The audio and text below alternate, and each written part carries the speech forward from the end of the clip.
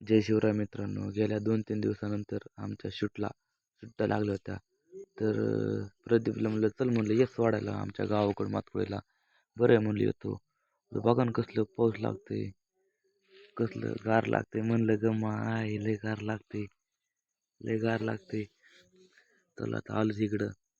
तर म्हणलं काय करतो, म्हणलं काय नाही ब्लॉग तयार करतोय म्हणलं. तेव्हा म्हणलं यार कसला पाऊस झाला का तुमच्या गावामध्ये. म्हणलं अरे चिंतूर आहे काय, म्हणलं हा चिंतूरला. म्हणलं चांगला पाऊस झालेला का. तर आलो तिकडं. आता आमच्या पुढं आता लागणं आमच्या पुढं एक मोठा मातकुळी फाटा.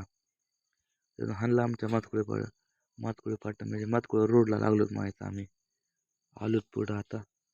त्या काकाने मोकारमध्ये ट्रॅक्टर लावला तिकडं पुढं पलीकडं. आलोच आता इकडं. निवार आमच्या गावाकडे चांगला निवार पाऊस झालाय नाही का. आता तिकून बघा एक मोठी लाल परी आली. वातावरण कसलं बेकार आहे. आज चालली होती जामखेडला ती. तिने बिचारानं तिने आंघोळ केली. आता आलं तिकडं पुढं.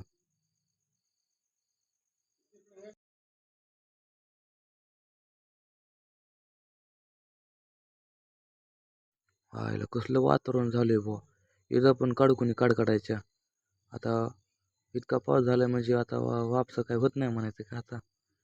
कसलं बघा दगड डागड कसं पडतं नाही का. आलं तिकडं पुढं आता. अयो कसलं बापरे. आता आलं तिकडं. लय बेकार वातावरण झालंय. आम्हाला वाटतं अजून येते काय ते भिजत मग आंघोळच होते आमच्या आता. त्यानंतर आता आलो पुढं म्हणजे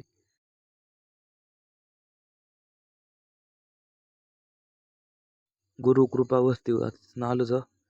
जाऊ म्हणलं आता हे कसलं बेकार गार कसलं भारी वाटतं. थंडी लागायला आली. वारं बिरं कावदान सुटायला लागले. आता आलो तिकडे. आता आमचं म्हणजे सिंधीच्या माळ्याच्या अलीकडंच. तर मित्रांनो हे आपलं आहे आरोग्य हॉस्पिटल म्हणजेच आपला मराठी चित्रपट म्हणजेच गळफास या आरोग्य हॉस्पिटलमध्ये आपलं शूट झालं आहे. तर बऱ्यापैकी झाला भाऊ नाही ना. चांगला भारी झाला शूट.